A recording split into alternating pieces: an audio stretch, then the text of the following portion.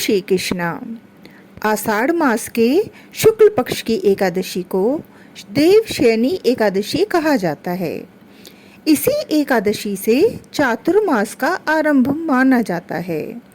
इस अवधि में कोई भी शुभ कार्य जैसे विवाह आदि नहीं किया जाता। मान्यता है कि इस दिन से भगवान श्री हरि विष्णु क्षीर सागर में शयन करते हैं और फिर 4 माह बाद उन्हें उठाया जाता है। उस दिन को देवोत्थानी एकादशी कहा जाता है। इस बीच के अंतराल को ही चातुर्मास कहा गया है। खास बात यह है कि इन 4 माह तक संसार का संचालन स्वयं भगवान शिव करते हैं। ऐसे में भजन कीर्तन व पूजा पाठ, दान पुण्य जैसे शुभ कार्य करने से जातक का जीवन सुखमय बना रहता है। देवशयनी एकादशी को देवशयनी महा एकादशी, थोली एकादशी तेलुगु में, हरि देवशयनी, पद्मनाभा शयनी तथा प्रबोधिनी एकादशी के नाम से भी जाना जाता है। धर्मराज युधिष्ठिर ने कहा, हे केशव, आषाढ़ शुक्ल एकादशी का क्या नाम है? इस व्रत के करने की विधि क्या है और किस देवता का पूजन किया जाता है? श्री कृष्ण कहने लगे कि हे युधिष्ठिर, जिस कथा को ब्रह्मा जी ने नारद जी से कहा था वही मैं तुमसे कहता हूँ। एक समय नारद जी ब्रह्मा जी से यही प्रश्न किया था।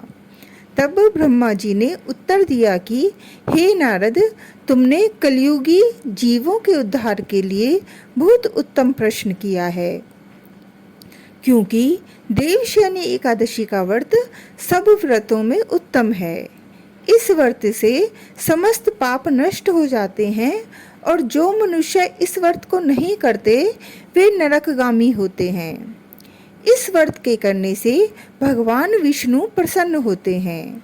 इस एकादशी का नाम पद्मा है। अब मैं तुमसे एक पौराणिक कथा कहता हूँ, तुम मन लगाकर सुनो। सूर्यवंश में मांधाता नाम का एक चक्रवर्ती राजा हुआ है, जो सत्यवादी और महान प्रतापी था। वह अपनी प्रजा का पुत्र की भांति पालन किया करता था। उसकी सारी प्रजा धन धान्य से भरपूर और सुखी थी। उसके राज्य में कभी अकाल नहीं पड़ता था। एक समय उस राजा के राज्य में 3 वर्ष तक वर्षा नहीं हुई और अकाल पड़ गया। प्रजा अन्न की कमी के कारण अत्यंत दुखी हो गई।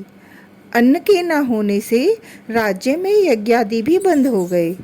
एक दिन प्रजा राजा के पास जाकर कहने लगी कि हे राजा, सारी प्रजा त्राही त्राही पुकार रही है, क्योंकि समस्त विश्व की सृष्टि का कारण वर्षा है। वर्षा के अभाव से अकाल पड़ गया है और अकाल से प्रजा मर रही है। इसलिए हे राजन, कोई ऐसा उपाय बताओ जिससे प्रजा का कष्ट दूर हो। राजा मांधाता कहने लगे कि आप लोग ठीक कह रहे हैं। वर्षा से ही अन्न उत्पन्न होता है और आप लोग वर्षा न होने से अत्यंत दुखी हो गए हैं। मैं आप लोगों के दुखों को समझता हूँ। ऐसा कहकर राजा कुछ सेना साथ लेकर वन की तरफ चल दिया। वह अनेक ऋषियों के आश्रम में भ्रमण करता हुआ अंत में ब्रह्मा जी के पुत्र अंगिरा ऋषि के आश्रम में पहुंचा। वहां राजा ने घोड़े से उतरकर अंगिरा ऋषि को प्रणाम किया। मुनि ने राजा को आशीर्वाद देकर कुशल क्षेम के पश्चात उनसे आश्रम में आने का कारण पूछा। राजा ने हाथ जोड़कर विनीत भाव से कहा कि हे भगवान, सब प्रकार से धर्म पालन करने पर भी मेरे राज्य में अकाल पड़ गया है। इससे प्रजा अत्यंत दुखी है। राजा के पापों के प्रभाव से ही प्रजा को कष्ट होता है, ऐसा शास्त्रों में कहा है। जब मैं धर्मानुसार राज्य करता हूँ तो मेरे राज्य में अकाल कैसे पड़ गया? इसके कारण का पता मुझको अभी तक नहीं चल सका। अब मैं आपके पास इसी संदेह को निवृत्त करने के लिए आया हूँ। कृपा करके मेरी इस संदेह को दूर कीजिए, साथ ही प्रजा के कष्ट को दूर करने का कोई उपाय बताइए। इतनी बात सुनकर ऋषि कहने लगे कि हे राजन, यह सतयुग सब युगों में उत्तम है। इसमें धर्म को चारों चरण सम्मिलित हैं, अर्थात इस युग में धर्म की सबसे अधिक उन्नति है। लोग ब्रह्मा की उपासना करते हैं और केवल ब्राह्मणों को ही वेद पढ़ने का अधिकार है। ब्राह्मण ही तपस्या करने का अधिकार रख सकते हैं, परंतु आपके राज्य में एक शूद्र तपस्या कर रहा है। इसी दोष के कारण आपके राज्य में वर्षा नहीं हो रही है। इसलिए यदि आप प्रजा का भला चाहते हो तो उस शूद्र का वध कर दो। इस पर राजा कहने लगे कि महाराज, मैं उस निरपराध तपस्या करने वाले शूद्र को किस तरह मार सकता हूँ? आप इस दोष से छूटने का कोई दूसरा उपाय बताइए। तब ऋषि कहने लगे कि हे राजन, यदि तुम अन्य उपाय जानना चाहते हो तो सुनो। आषाढ़ मास की शुक्ल पक्ष की पद्मा नाम की एकादशी का विधि पूर्वक व्रत करो। व्रत के प्रभाव से तुम्हारे राज्य में वर्षा होगी और प्रजा सुख प्राप्त करेगी, क्योंकि इस एकादशी का व्रत सब सिद्धियों को देने वाला है और समस्त उपद्रवों को नाश करने वाला है। इस एकादशी का व्रत तुम प्रजा, सेवक तथा मंत्रियों सहित करो। मुनि के इस वचन को सुनकर राजा अपने नगर को वापस आया और उसने विधि पूर्वक पद्मा एकादशी का व्रत किया। उस व्रत के प्रभाव से वर्षा हुई और प्रजा को सुख पहुंचा। अतः इस मास की एकादशी का व्रत सब मनुष्यों को करना चाहिए। यह व्रत इस लोक में भोग और परलोक में मुक्ति को देने वाला है। इस कथा को पढ़ने और सुनने से मनुष्य के समस्त पाप नष्ट हो जाते हैं। देवशयनी एकादशी को बाकी एकादशी की तुलना में अधिक फलदायी बताया गया है। मान्यता है कि इस व्रत को करने से व्यक्ति को तीनों सनातन देवताओं का पूजन करने के समान फल प्राप्त होता है। साथ ही व्यक्ति को मोक्ष की प्राप्ति भी होती है। इसलिए आज पूजा के बाद इस कथा का पाठ अवश्य करें। देवशयनी एकादशी के दिन चौमुखी दीपक जलाया जाता है। चौमुखी दीपक की 4 बातियां पूर्व, पश्चिम, उत्तर और दक्षिण दिशा में रोशनी फैलाती हैं। मान्यता है कि इस दीपक को जलाने से चारों दिशाओं में सुख, शांति और समृद्धि आती है। चौमुखी दीपक को चातुर्मास का प्रतीक भी माना जाता है।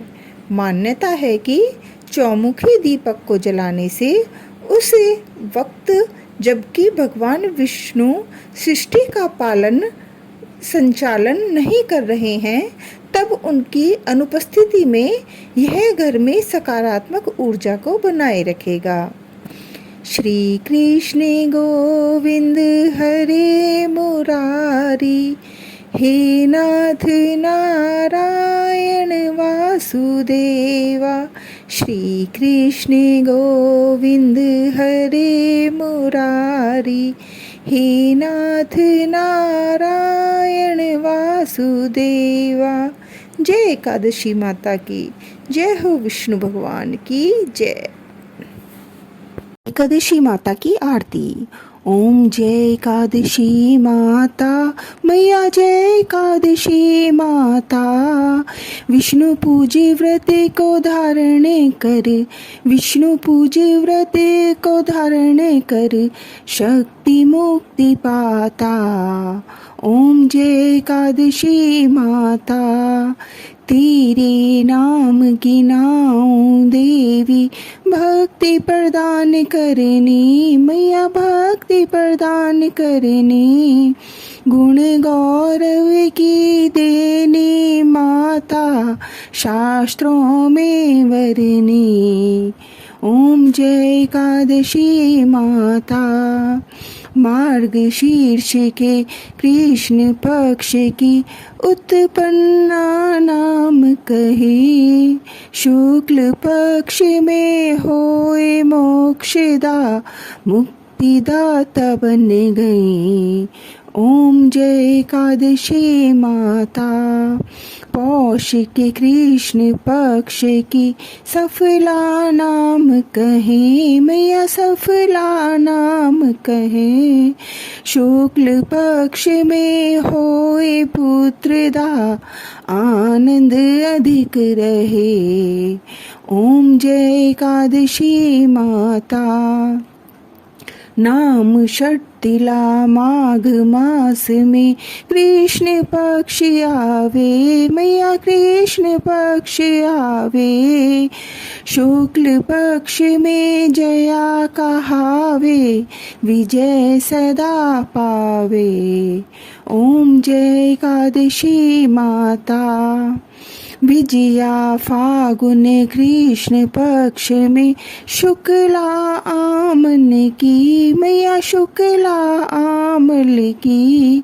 पाप मोचने कृष्ण पक्ष में चैत्र महाबल की। ओम जय एकादशी माता। चैत्र शुक्ल पक्ष में नाम कामदा धन देने वाली, मैया धन देने वाली। नाम बरुथने कृष्ण पक्ष में बैसाख माह वाली। मैया जय एकादशी माता। शुक्ल पक्ष में होए मोहिनी अपराजेष्ठ कृष्ण पक्षी। नाम निर्जला शुभ सुख करने शुक्ल पक्ष रखी। ओम जय एकादशी माता। योगिनी नाम आषाढ़ में जानो कृष्ण पक्ष करनी, मैया कृष्ण पक्ष करनी। देव शयने नाम कहायो शुक्ल पक्ष धरनी। ओम जय एकादशी माता। कामिका श्रावण मास में आवे कृष्ण पक्ष कहिए। श्रावण शुक्ला होए पवित्र आनंद से रहिए। ओम जय एकादशी माता। अजा भाद्रपद कृष्ण पक्ष की परिवर्तने शुक्ला, मैया परिवर्तने शुक्ला। इंद्रा आश्विन कृष्ण पक्ष में व्रत से भव सागर निकला। ओम जय एकादशी माता। पापा कुशा है शुक्ल पक्ष में पाप हरन हारी, मैया पाप हरन हारी। रमा मास कार्तिक में आवे सुखदायक भारी। ओम जय एकादशी माता। देवोत्थानी शुक्ल पक्ष की दुखनाशक मैया। पावन मास में करूं विनती पार करो नैया। ओम जय एकादशी माता। परमा कृष्ण पक्ष में होती जन मंगल करनी, मैया जन मंगल करनी। शुक्ल मास में होए पद्मिनी दुख दारिद्र हरनी। ओम जय एकादशी माता। जो कोई आरती एकादशी की भक्ति सहित गावे, मैया भक्ति सहित गावे। जन गुरुदिता स्वर्ग का वासा निश्चय वह पावे। ओम जय एकादशी माता। ओम जय एकादशी माता, मैया जय एकादशी माता, विष्णु पूजे व्रत को धारण कर शक्ति मुक्ति पाता। ओम जय एकादशी माता। जय हो काशी मैया की जय।